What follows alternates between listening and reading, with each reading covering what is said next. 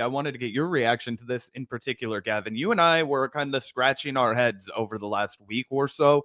We were grateful that there was a ceasefire agreement that had been tentatively reached. We understood that there had been already a lot of caveats and loopholes in places where Israel was going to decide not to engage in good faith in these ceasefire agreements. I know that at the last I checked, 83 individuals had already been murdered by Israel since the ceasefire agreement had been put through. But many people, including people that I really admire and look up to, they were saying things like, hey, this is Donald Trump's deal. This is Donald Trump's, maneuvering. He said enough is enough, and now there's going to be a ceasefire. We then yesterday played a clip of Professor Norman Finkelstein saying, hold on, everybody. In January 17th, 2009, Barack Obama also demanded an end to the bloodbath, but it was to not take away and distract from his coronation, his inauguration. It was out of hubris. We then get this clip that I'm about to play for everyone on Donald Trump, where he says he's not confident at all in a ceasefire. And I want to just unpack and evaluate some of the things that Medhi Hasan forecast, because he was taking a lot of shit from a lot of different directions from people for saying that he was skeptical about Donald Trump's foreign policy. And I think he's been pretty well vindicated here. Do you have any thoughts, Gavin, before we take a look at this Trump video? I kind of figured that Medhi was going to be vindicated. Unfortunately, I was obviously hoping this would result in more of a permanent ceasefire, and I still have hope that it will, against all odds, because it doesn't look pretty. I don't think that there's much to be optimistic about, given Trump's tone already, and the fact that he's basically authorized bombs to Israel now that even Joe Biden did not. So 2,000-pound bombs. Yeah, 2,000-pound bombs. It's insane. Completely lifted any sort of arms embargoes that existed. Not that there were really all that many meaningful arms embargoes that existed, but any restrictions that were there are no longer there. But yeah, this is an insane clip. Very depressing if you think about the future of this conflict, and I have a lot to say after we watch this. Yeah, absolutely. You, Mr. President, that you can keep the ceasefire in Gaza and conclude the three phases of this deal? I'm not confident. That's not our war, it's their war, but I'm not confident, but I think they're very weakened on the other side. Boom. Just comes out and says it. One, completely,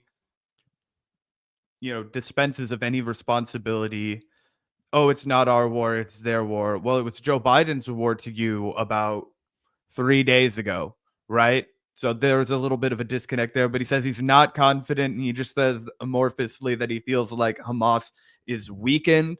And then he repeats himself a few more times in that clip, but that's the main crux of it. He's not concerned with it at all. Yeah, I mean, it's outrageous. It's completely outrageous. He's not even talking about maintaining any sort of peace. He's basically already preemptively bending the knee to Netanyahu and the fascist Israeli far-right government, saying, yeah, we'll let you go back to exactly what you were doing after like a week or, at most a month or so of peace. Trump, again, gets the win. Some hostages come home. Again, great optics for everyone in charge of the slaughter. But then they can just go right back to resuming the slaughter whenever they want. And Trump is making it clear that he doesn't give a shit. And it's infuriating because, as you said, Zach, a lot of people came out here, not just right-wingers, but a lot of people in general came out here that, see, Donald Trump, we got to give him credit. Got to give Donald Trump credit. He did what Joe Biden couldn't. He did what the Democrats were too feckless to do. He achieved peace. People said, people like Mehdi Hasan said there's no way it could get worse for the Palestinians. But see, he was just saying that to force you into voting for Kamala Harris and to force you into supporting genocide and all this bullshit. No, it's absolute. It's absolutely ridiculous. There's no reason to give Donald Trump any fucking credit for this. And the next few months and the next several years will probably be fucking soaked in blood thanks to this man and his absolutely genocidal embrace of Netanyahu at a level that we haven't even seen from Democrats yet. That's what I predict. So really infuriating to see this already falling apart. Every time people try to give Trump credit, it's like the next day they have to take it back. Yeah, except they don't take it back, right? They just completely ignore the issue, move on, and start talking about how much they hate Democrats for an even more and more obscure reason. Norm Finkelstein talked about the fact that it wasn't any kind of humanitarian instinct that led Donald Trump to do this before his inauguration. It was the fact that there was nothing big, there was nothing meaningful that he could do to further destroy the Palestinians. There was nothing of a note that he could do that would say, wow, nobody had harmed as many Palestinians as Donald Trump. Nobody had, created such a militaristic destruction. Nobody had conquested the way Donald Trump had, which he would have been just as happy with. He would have been just as happy with that. But the reality was Gaza is reduced to rubble. There are countless people displaced. So what does he do to own the Democrats? What does he do to make it look like he's the good guy? What does he do to curry favor with the world and the voters? He pretends, oh yeah, I'm interested in a ceasefire. Whenever you're ready, Gavin, we can play this clip from Medhi Hasan where I think it really lays out how correct he was. This is the him responding to Max Alvarez of the Real News Network, in the face of all of the backlash he was taking on Twitter. Yeah, let's take a look. The only other thing I have to say is just, again, how ridiculous it is for Trump to say, oh, this isn't our war. It's Israel's war. It is our war. It absolutely is our war. We're providing the weapons. We're providing the bombs. So if it's not our war, then why don't we cut off their weapons? Why don't we let them fight it themselves? I don't think that's going to happen, though. Yeah, let's take a look. Everything that happens in the Middle East, and I'm very cynical about the Israeli government because they are a group of very cynical people. And all American negotiators, whether Democrats or Republicans, don't have the best interests of the people at Gaza at hand. Let's be honest about that. Look, if this is real in any shape or form, even in a temporary form, that's a good thing.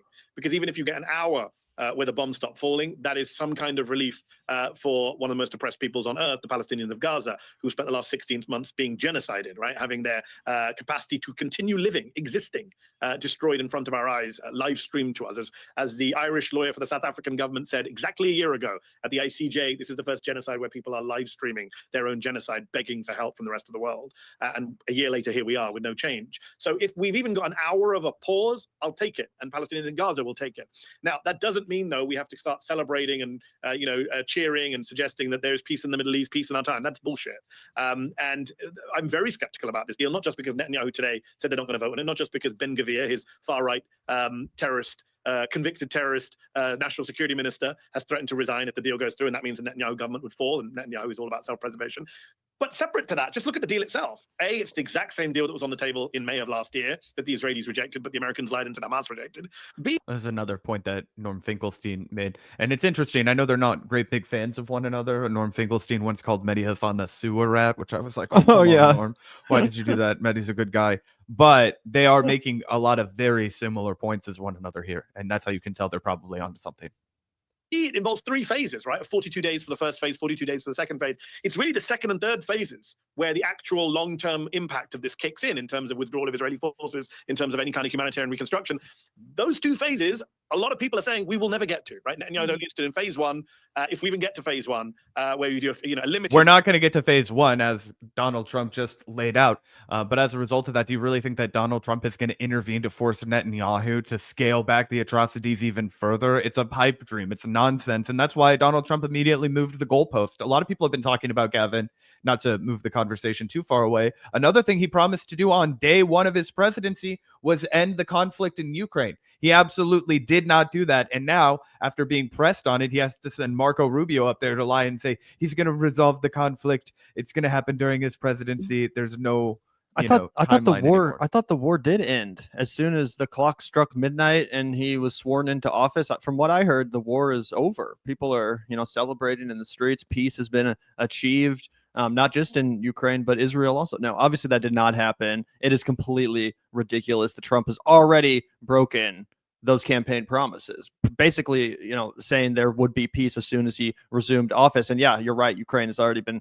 completely thrown away as far as like his priorities in ending that war. And I hope he does end that war. It needs to, that war needs to be ended. There needs to be an end negotiated, and there needs to be diplomacy, and we can't just continue this never ending, destruction. But yeah, it's absolutely outrageous. release of prisoners, and then he goes back to bombing. Netanyahu has made it very clear that he's not going to stop the war. He doesn't want to stop the war, and that's why he's never been interested in a ceasefire. He's only interested in pauses. So, some people are spent the last 24 hours attacking me on social media because I was one of the people who said Trump will be worse on Gaza than Biden. So there's a lot of gotcha moments going on right now. So, well, look, Trump was better. He did in 24 hours what Biden couldn't do in a year. I would say let's wait and see, right? I'm old enough to know that Donald Trump is not what you think, is not what you see. And people who have celebrated Donald Trump early tend to find egg on their faces. So I hope I'm wrong. I hope that in a year's time or 6 months' time, people will say, Mehdi, you were wrong. Donald Trump was much better for the people of Gaza than Joe Biden. But the man is not even president yet. Please stop the premature celebrations. Let's see if this ceasefire happens on the Sunday. Let's see if it holds. Let's see if it actually delivers peace. Let's see if we get any kind of reconstruction, because stopping the bombs is only one part of it. Gazans cannot continue to exist in a place that is uninhabitable, which experts say will take, 80 years to rebuild, 42 million tons of rubble. So I want to see what happens first. Already today, we've seen Donald Trump's incoming National Security Advisor, Michael Waltz, I think his name is, saying that we support Israel's right to go back into Gaza whenever they like. We've seen Marco Rubio, who's going to be the Secretary of State, saying he's going to lift all sanctions on the settlers that Joe Biden brought in, the limited sanctions on the limited far-right settlers. So this is far from done. People who think it's all done now are being very naive and have learned nothing from the first 4 years of Trump.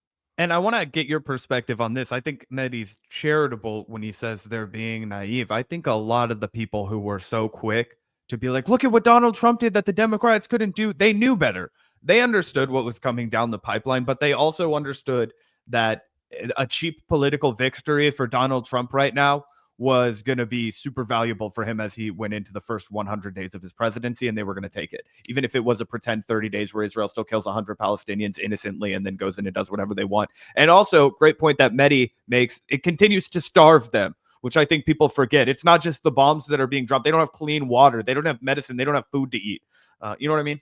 Yeah, 100%. And we played the first part of this clip, but I think if we actually go back to it and watch the last 30 seconds or so, you'll get a pretty clear portrait of what Donald Trump's real intentions are for Gaza under his administration, what you guys can look forward to or expect in the next 4 years as far as what happens to that territory.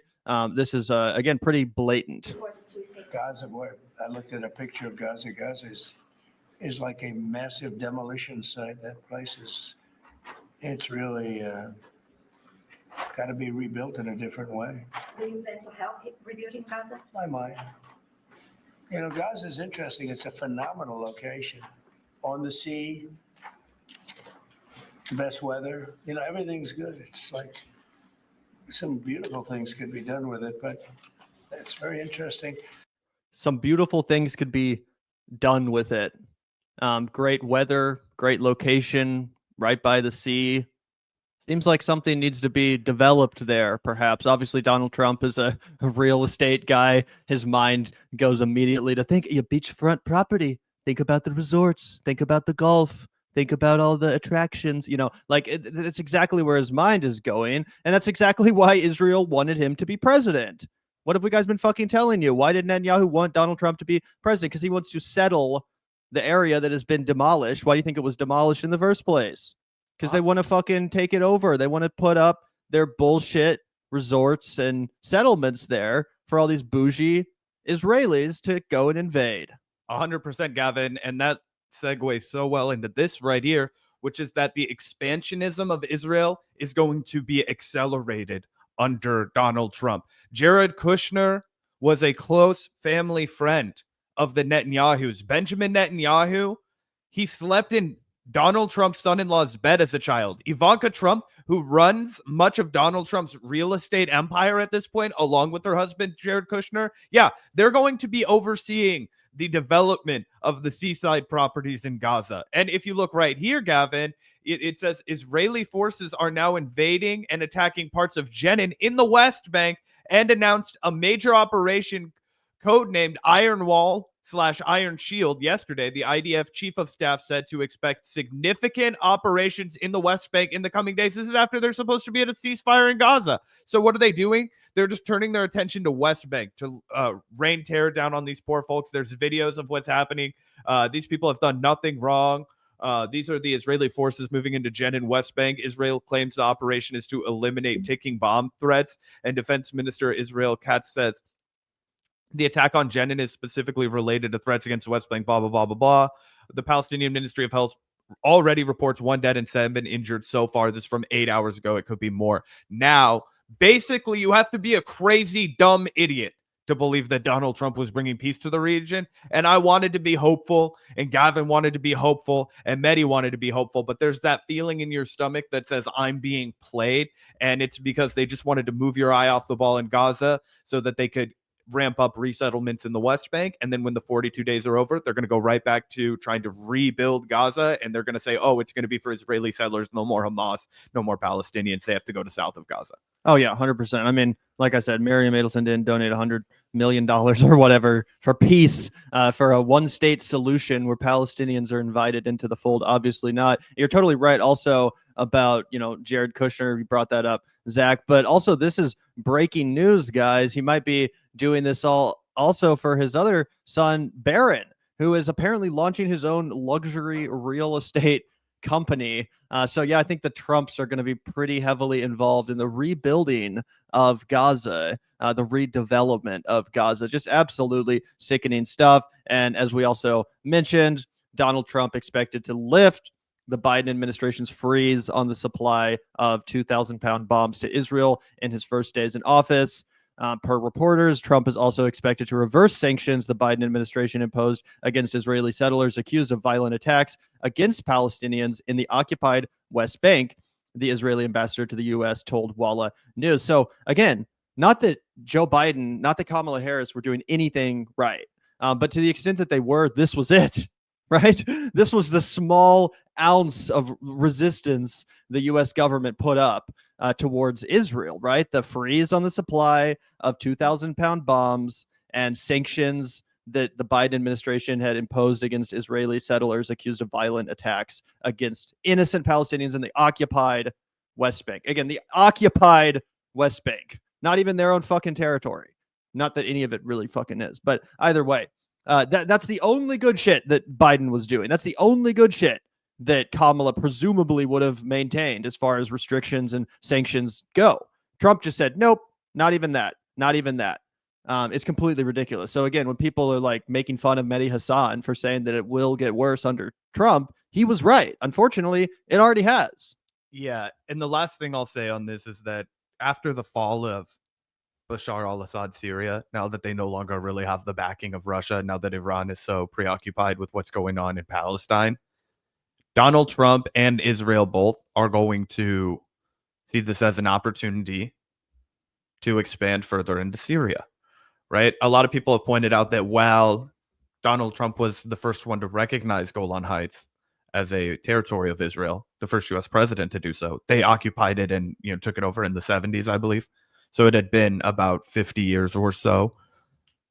We're going to start to see likely an expansion of that, right?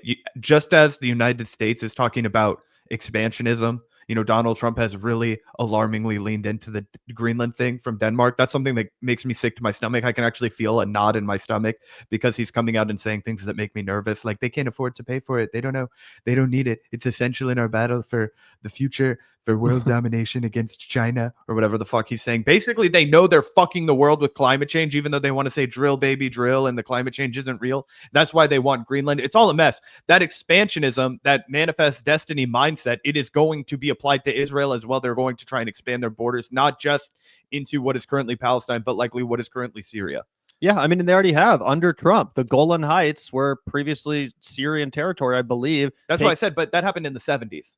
Oh, no, but under Trump, the Golan Heights were acquired by Israel, right? Right. But what I was saying earlier was that it was in the 70s when the actual militaristic operation went there. Trump was just the first one to recognize it. Israeli settlers have been living there for about 50 years. What I'm worried about is they're going to try and get even more territory militaristically now. My point is just that, yeah, he's already participated in that, expansion, or at least the recognizing of it officially with the Golan Heights. That's why they named one of the settlements after Donald Trump in that area, which is, again, insane. It's crazy that anyone would ever suggest that Donald Trump would be better for the Palestinian people or for the Syrian people or for any people that Israel oppressed than the alternative, as terrible as the alternative was. 100%. And guys, again, you can go back to our conversation that we had with Medhi Hasan on this channel.